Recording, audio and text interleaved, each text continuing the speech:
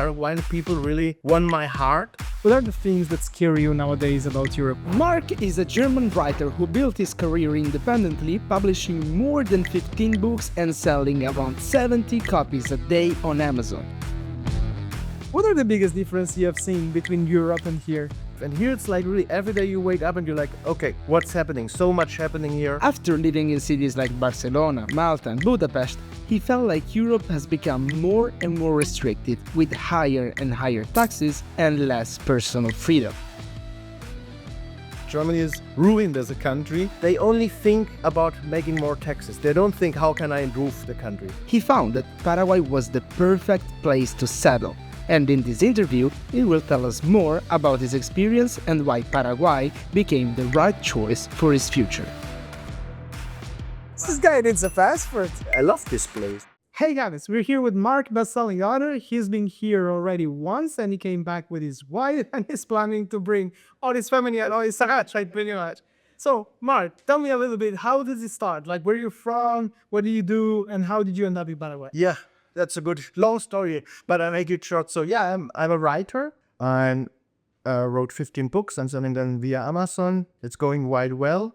I was looking for a plan B because, in Europe, my setup is fantastic. I have a company in Bulgaria and Hungary, so that's like the best you can get in Europe. With Malta, where Malta is good for rich people, but not for rich writers, because the rich writers are not rich enough for Malta. Last year, about this time, I was looking for a plan B because I got like the feeling that Europe goes downhill. I don't know. It was an intuition, right? And then I found you with Paraguay Pathways. And the thing was, at first I wanted to go to Panama. Okay. And then I remembered when I talked to you that 4 years ago in Panama, you could go with a deposit of $5,000. You had your permanent residency, I think. Yes. And now it's an investment of 250,000, right? And I was like, I said, okay, this happened to me once. So now with Paraguay Pathways, I will do the plan B. I told you, well, it's not, hey, Alessandro, I'm not in a hurry. It's for 2026. And you said, well, yeah, come when you want. I said, okay, let's do it quick in case the same happens like in Panama.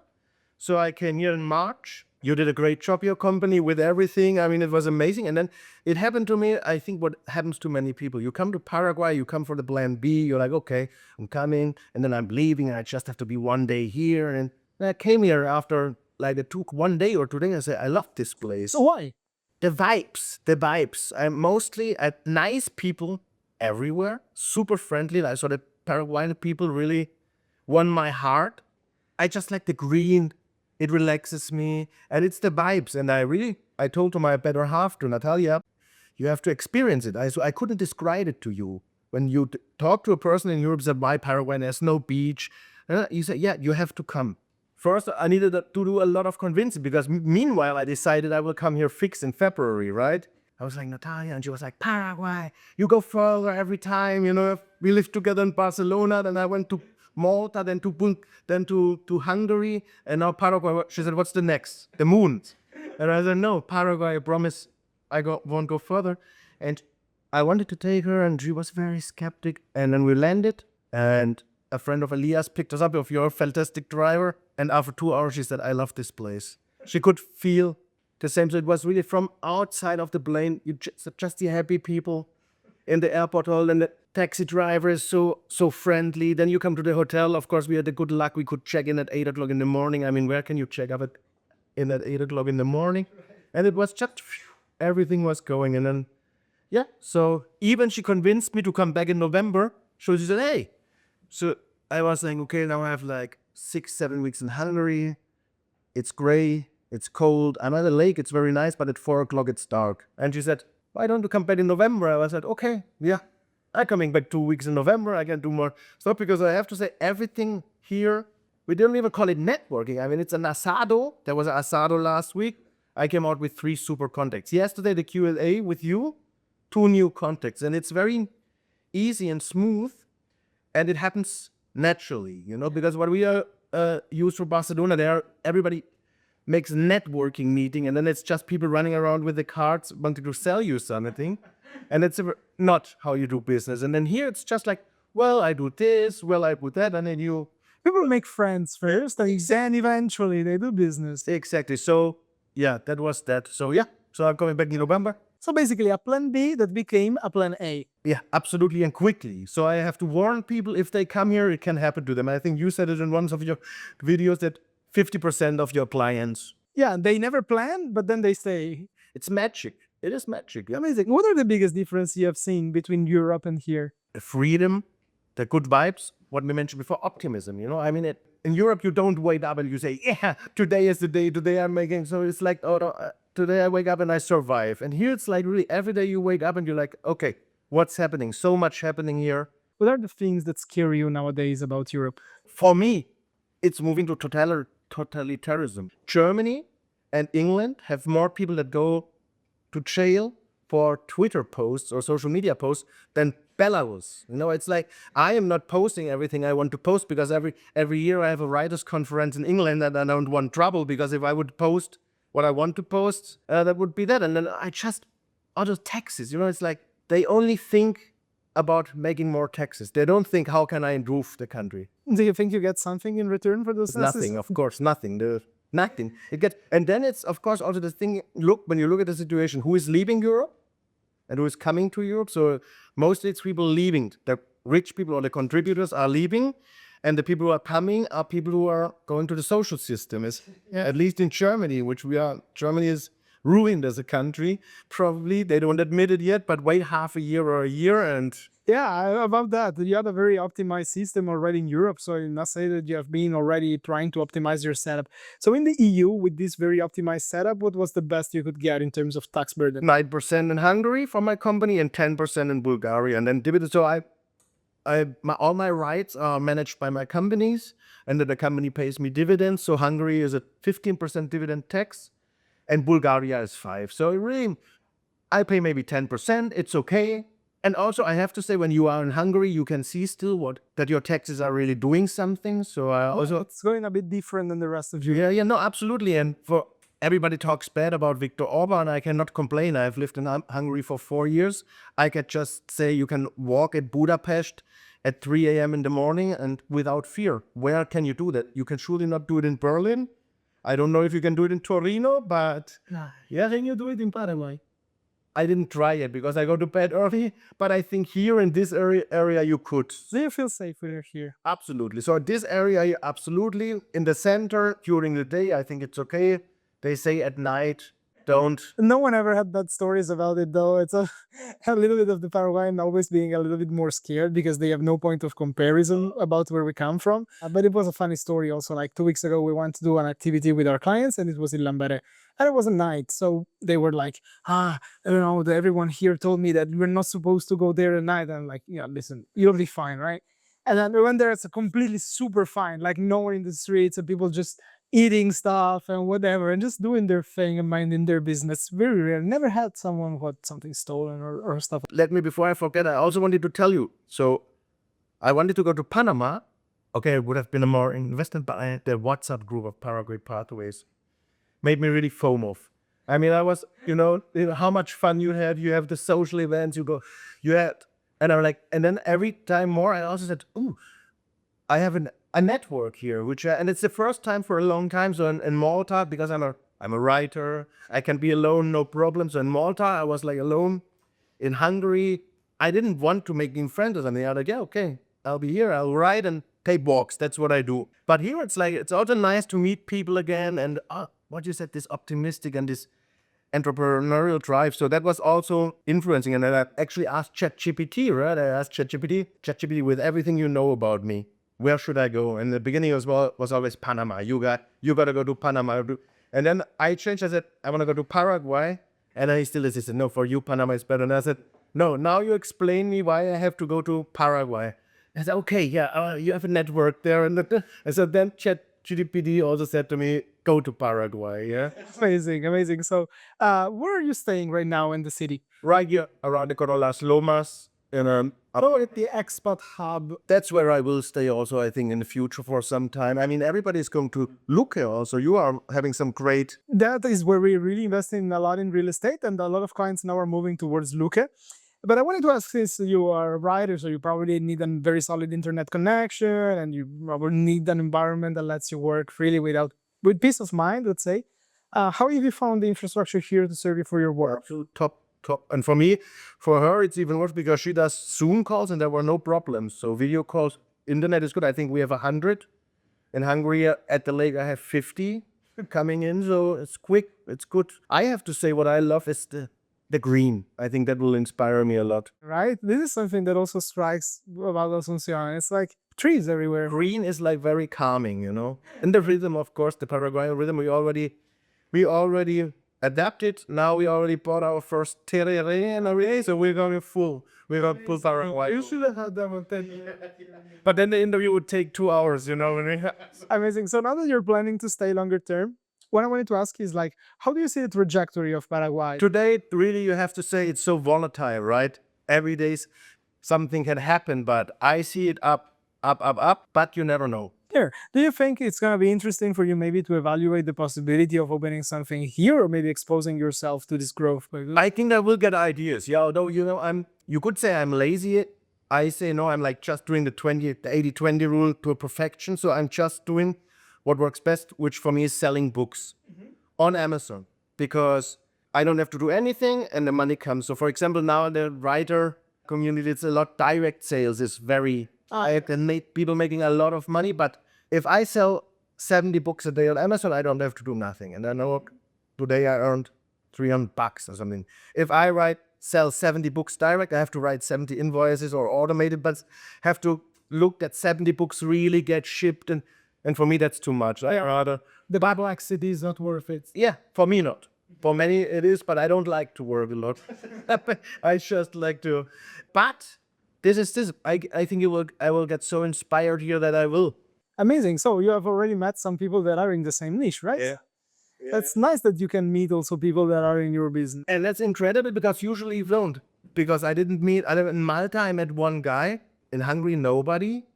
And here already 2. One of the things that caught my attention about also your case is like, it's never easy to convince your partner to calm down because I think like ladies especially are scared of South America, right? It's got so much bad reputation for gangs, cartels, etc. Do you think it's a good place for a couple? Absolutely. I forced her on the flight.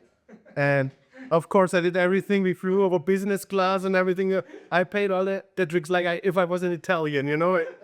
And then we came here. And then it was just when she saw this, she knew. She could feel the vibes. And when you can feel the vibes, then it's pretty good. I knew if I get her here, she will love it because it's exactly her style. She's Spanish, although from Barcelona, from the mentality more southern Spanish, you know, like, and we find this here, it's Mediterranean. Absolutely. Since we all come from places that are known for food, and Spain and Italy, we share a fight about that. How's food in Paraguay? Fantastic. Okay, I mostly eat meat. Mostly eat meat. So all the other stuff is good too, like the mbeyu and all. Did you really? You tried it? Yeah. This guy needs a fast food. Yeah, I'm working on it already. So, but the meat is just amazing. And it's like Argentinian meat has such a good marketing. But the Paraguayan meat, I mean, fantastic. And I have to say also the price. How do they compare? Like half or less. I mean, the first night we went to Alba con Fuego. Yes, super restaurant. I mean, top level, I would say, for Europe also. And we had I had like a big beef, like ribeye steak and everything. And a little of sangria. It's good that they also do sangria. I can't pass by a sangria. Huh? And she had like spaghetti with gamba. I got the bill and I had to laugh. And she said, dude, don't laugh. You can do it. It was 13 euros per person. I expected it will be like 50 per person, you know. So, and that happens all the time. So what I also say, what I like a lot, everything I do here, every breakfast, every food, I always come on, I think I'm a winner. You know, saying, oh, made another great deal, you know. Like, as you said, with the optimism, and if you every day go out of the restaurant like you're a winner, this builds up in yourself. It's the same with all the smiles and everything. When every day you are happy and there are many smiles, it will make something with you. I write books about it. I know how it works, and I can tell you it works. Absolutely. Hey, I have a question for you. Would you recommend to a young Paraguayan? Because I told you there's been this chronicle case right now that a Paraguayan guy went to Ireland, then after 3 weeks, he got beaten up by a baby gang and he decided to come back to Paraguay. What would you say to a young Paraguayan who is considering to move to Europe here? Stay here. Or maybe I have to say, because now I'm changing subjects kind of, because in Hungary there will be elections next April. Viktor Orban looks to be losing, and I'm talking with my neighbors, from the polls, right? And I'm talking to my neighbors, and then just the only thing that I tell them always, I say, okay, if you don't know what you vote, just pass one weekend, a week before the election, or to go one weekend to Berlin, or to Cologne, or to Barcelona, or to Rome, and then make your decision. Because Budapest is incredible. As I told you before this, you feel no fear at all. I had no bad situation, not even nothing. So to a Paraguayan young person, I said, okay, go. Make a vacation there. Hope it doesn't happen but I think the future is in South America and in Asia, but I think Europe is really so sad. And Natalia always tells me I shouldn't talk so bad about Europe, and she already shakes her head. I'm not optimistic. Let's say it like this. Well, maybe it can get better. And also here, since you mentioned you have a good work-life balance, what is your routine in Paraguay? My routine, fantastic. We wake up at 5 in the morning, thanks to the jet lag, I guess. So, but if I can maintain it. But it's like the sun comes out at 6, so that's a really good time for me. And then we do a walk, sometimes shorter, but if I can get 10,000 steps in. Amazing. In the morning, that's already good. And then I work from 6 to 11 or so. And then that's that. And then if I want to work a little bit more in the afternoon, I do. But mostly it's more walking or going to the pool or... Is there a pool in your place? Yeah, upstairs. We didn't go often, but it's great to have it. So I gotta already imagine myself also when you have a gym in the house. I mean, I never go to gym normally. And even when I was living 100 meters from the gym, I didn't go. It was like, maybe if I have it 2 floors upside, maybe I will go, Yes. And you will have one soon, so maybe... To be honest, to me, that I work out at floor 2 of my building, it's really great that I just have to press the button on the elevator and be there. Healthy food, so it depends where I will live, right? I will live close to Casa Rica, which is a great supermarket, or just close here in the center where you have the daily market. Yeah. And then just buy healthy food. Everything is so available, Normally I'm very addict to Coca-Cola, but here with the terere and all the other fresh fruit juices, it's very easy to have a better lifestyle. You're getting healthier, but Yes. I think I lost a kilo at least here in a week, so it's fantastic. Yeah. I'm a little bit undisciplined and everything, and I have a couple of bad habits, but habits also depend of your environment. And if you have a healthy environment, it's a lot easier. I think that is also what happens here a lot, because the guys here are always very fit. They all go to the gym. They all work a lot. And they are pushing each other because you don't want to be left behind. You see that the other guy is put in great shape in 6 months, and you're like, yeah, it's motivating. People who are around you motivate you, and I can also see that already when I saw the people at the asado or so. And also sometimes it's just have a workout buddy. Just say, of course, because I alone not so much. But if you have somebody to say, okay, 3 times a week, look a little bit, then... That's also what I go for. For instance, I have a personal trainer comes every morning at 8 a.m. So that pushes you to be there at 8 a.m. You must be there, and it costs a third, a fourth of what it costs in Europe to have a personal trainer. You can train a whole week with a personal trainer for the cost of 1 hour in Europe. I will probably make that too, yeah. Perhaps that would be the best. So that's also the great thing in Paraguay. We live like rock stars. But we can afford it, so that's amazing. You can, because you can have somebody cook for you, a nutritionist, also for little money, I guess. What it would cost here? I want to know if you know. What it will cost you here to have a person full-time to work with you in your house, take care of the groceries, take care of the cooking, take care of the cleaning, full-time? I've heard $500 or something like that. That would be already very good. That would be already a little bit above what you could offer. $400 a month. I will pay 500 so that they are happy and stay with me. Amazing, yeah?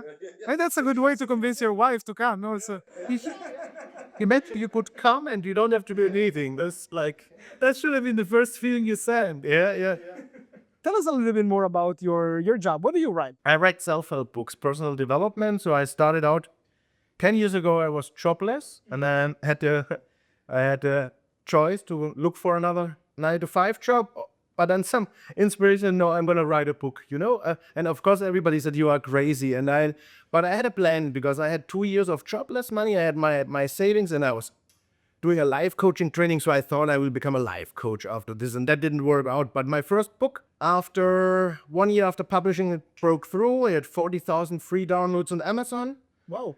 And that turned into sales afterwards because 10 years ago, Amazon was like totally different. And now it was amazing. So, and then I could first time live from a book. And then once you write a book, it's like a drug. You write the second book because you already get the ideas. And I wrote the second, the third, the fourth. And then my first book was translated to Japanese. Wow. And then I had a great Japanese translator, and he told me, no, so now you have to write a book about self-esteem because the Japanese people need self-esteem. And I said to him, okay, give me 100 chapter titles because I'm not very good when I have to think of the chapter titles myself. But if somebody gives them to me, I'm very good at writing. So you give me a chapter title, I write you a chapter. I always heard it like very mechanical and never from a person that would consider themselves a writer. Neither do the people that you have met that are in your niche. They don't consider themselves writers. Well, you're a proper author. Don't consider myself a writer when I see people who write fantasy stories or something because that's amazing. You know, they write 100,000, 150,000 words. They have their worlds. They create worlds. I'm just a self-help personal development writer, but in that niche, yeah, I read myself. And I think you have to do it yourself because, you know, I think that's why I'm selling a lot of books. Because when you read my books, you'll see it's a human in it. Many people always say when they read my books, it seems I'm sitting across from them, like I'm sitting to you, and I'm talking to them because that's my style, like simple conversational. And That's great. I will give you a suggestion for inspiration about your psycho thriller. okay, There's a lot of urban myths, urban legends, and ancient stories from the Guarani people. You could really take it maybe. There's a lot of interesting stories. Like the Greek mythology, they have their own mythology, and you can bet no one has ever heard about it. So I envy my novel writing friends because that's the thing. You can't expense a lot of things as a writer. You're not just writing conferences or this and that. I can't expense my trip to Paraguay, but if I write a book about murder in Asunción, then I can come 2 weeks here and expense it all, you know. And that's how I have a friend. He wrote a book. He went 2 weeks to Cairo, and then he said, "Okay, I'm gonna write my next thrillers in Cairo." So, and I have to go there, study the scene. So then they started saying that. So the stakes. yeah, and then the next will be Sao Paulo, murder in Sao Paulo. Then I can go for free to see this. Set in your apartment. Exactly. So The main character also happens to buy residency. it's amazing. I mean, that is so. But I already know my first murder. I already know the murderer. The psycho in my first book, I already know him. That's pretty good. It's a radio man. What would you say is your priority right now? Is it Establishing myself here and build a life and be happy with my better half here. And how long have you been together? 10 years, huh? 10 years, yeah. How is that going? Fantastic. I mean, incredible, huh? But it's because we have a long distance relationship. So we say our golden rule is every 3 weeks or 4 weeks at least we have to see 1 week. Nice. And then it's always we are internal honeymoon. You know, when we meet each other, it's always happiness because we always haven't seen for 3 weeks or 4 weeks. And we went through COVID. So in COVID, I was in Malta, and she couldn't come to Malta for 8 months. And when you go through that, then you say, okay, you know what can. Yeah, well, that's considered as work. Yeah, and for us, this model works very well. Yeah, and I was married once a long time ago. That didn't last very long, so Makes sense. Any advice for someone who's getting married? she's always right. Always say, yes, honey, you are right. Now, about this, have you seen other parts of Asunción already? Because it's interesting, when you're moving here, you may want to check out other parts of the city. You said you like also the greenery, so are you tried to go San Bernardino as well? No, not yet. Not that. So now it was only the Eje, La Galeria, and a little bit more where the nightlife is. We walked there, the Calle de Carmelitas. And then up here and to Burguya? exactly. And then we went to the center once, but it was the same like when I was here in March. Went to the center, looked, walked, went back. 2 days ago, they have launched an auction so that they're going to find a contractor. The government's investing $11 million to renovate the part of the center, which is around the Cabildo, Casa de la Independencia, all that stuff. And the renderings they threw are very cool. Looks like yeah. In 3-4 years, that part is going to be requalified. There's already getting a lot of jobs done, especially on the harbor, on the Costanera, a lot of things that Like when I came, there wasn't the bridge. A lot of things weren't there, and the situation was completely different. But you can say like year after year, boom, Exactly. testing it out. When I'm coming in February or maybe even November, also like discover more, like San Bernardino, even maybe Encarnacion one day, so that when Natalia comes back to visit me, I can safely take her everywhere and say, yeah, it's all safe, you know, because when you don't know, I like always to first discover And then, then yeah, it makes a lot of sense. What do you see is going to happen like 1 or 2 years from now? Do you see yourself really like establishing yourself in Paraguay? depends on the boss, but I hope so. Amazing. What are the things you're not liking about Paraguay? Surely there is something that you're not enjoying. I know there's poverty, I know there's some, you know, but I prefer to concentrate on everything that's positive. I've heard there's corruption. Corruption is everywhere, you know. Yes, corruption is. I think in Germany it's even worse than here, you know, because there it's just not obvious. It's just they're giving all the monies to the NGOs, Yeah. and then the wife of the politician is like the boss of the NGO. Of course, we are also here in the Echi, you know, here. It's different. And what I always concentrate on is just the people. They make it everything, and if the people are nice, everything is great. How many times did you interact with the locals? What is your opinion about the locals? Surely you speak Spanish, so you have zero access. What do you think about the Ludokai? Incredible. I mean, in the pharmacy they gave us a Viva España in honor of Natalia. So yeah, it's like they are just so nice. Yeah, it's every conversation. There's always a smile. Every interaction was great. It's fun to go out. It's fun.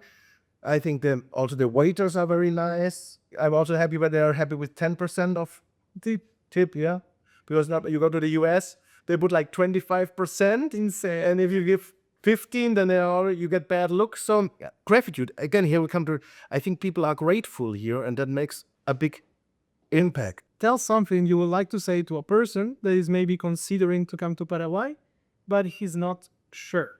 Come, and because as I said before, we cannot describe it, but you can feel it in the first day if this is a place for you.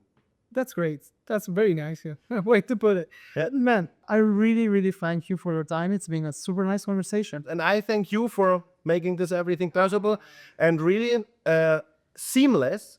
And what I liked most about you, because I saw you on YouTube or whatever, and then the thing is, you know, I opened some companies, and normally it's always like 100% upfront, bam, and you do it or you don't do it. And then when I got your contract, it was clear for me because you write payment after successful Application. okay, because that's like a big proof of trust. Sure, you're self-confident, you know it's gonna work. And for me, it was also nice to say, because if you don't know somebody, to say, okay, I'm gonna come and we're gonna do it, and then boom.